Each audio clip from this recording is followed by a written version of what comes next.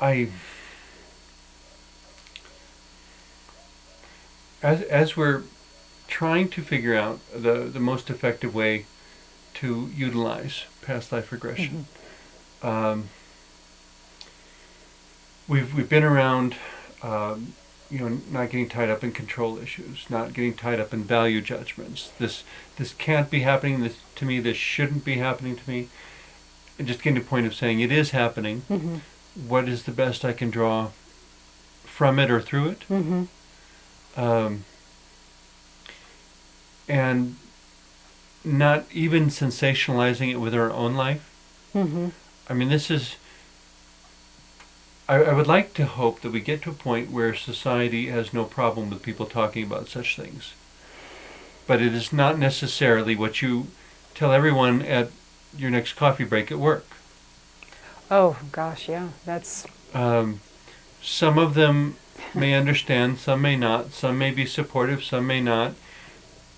But to me, the person who needs to talk about it may be sensationalizing the experience and using it as emotional reinforcement, which is not really what this type of therapy is designed to do. No, it is very private, and if one does choose to disclose it to someone, it's private, it's extremely personal, it's profound, but you would want to share it with someone who can share that sense of profoundness about yourself, that you connect with someone on that level.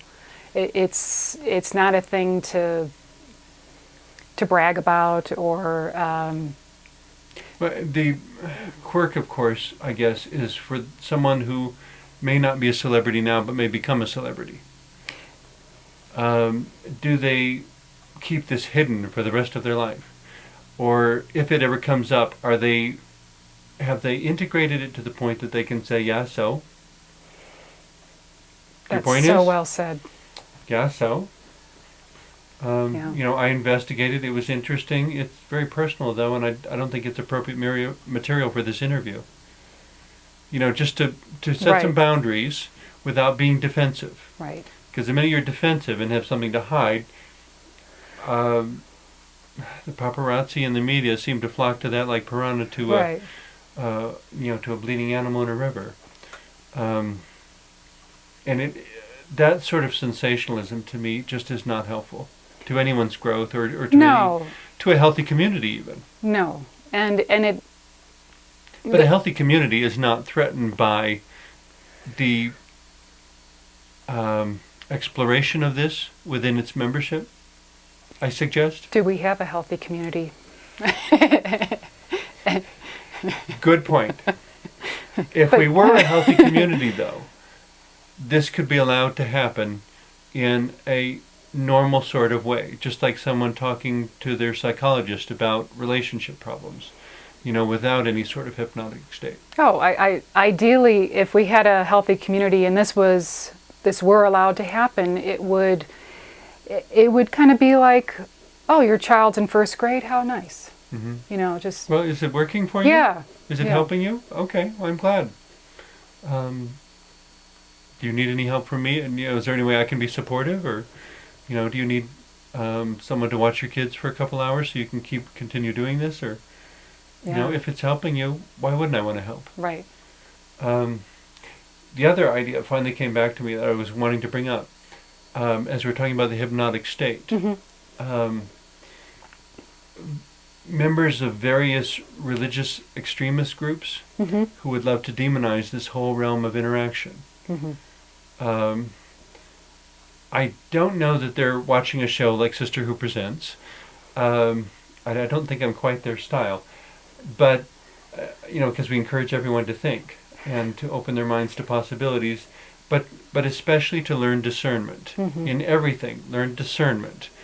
Because every tool, every idea can be used or abused. And it takes wise discernment to use it without abusing it.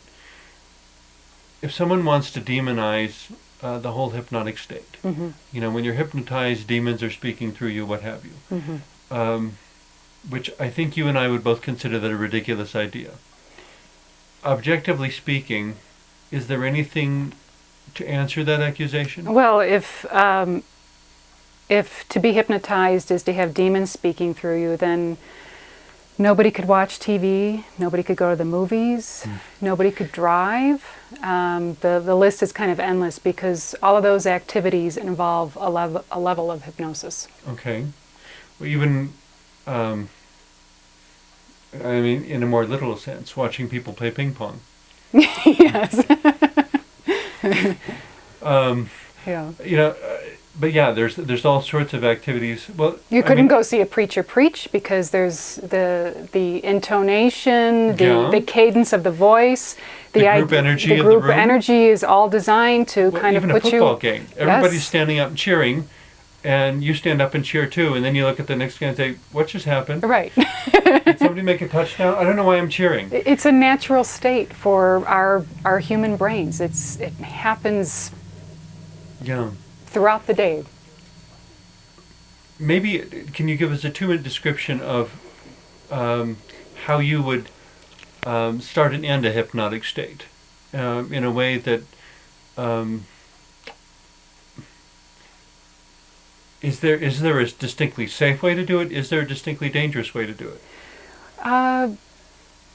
I always ask that my clients remember everything that happens in the session as they're starting to go into the state, and that they're aware, to remind them that even though they're going to be very deeply relaxed, which is all hypnotic state is, that they have the ability to stop the session whenever they want. If they don't want to continue the session, if there was some reason that they had to get up out of the chair, they're able to function and move. So those this things. is a standard introduction, almost like a Yes. prayer that you say ahead of time, and the fact that they hear it immediately programs their mind to do at least those things. And to know that those are capabilities they continue to carry as they And get boundaries relaxed. they can maintain. And boundaries they maintain, right. Okay.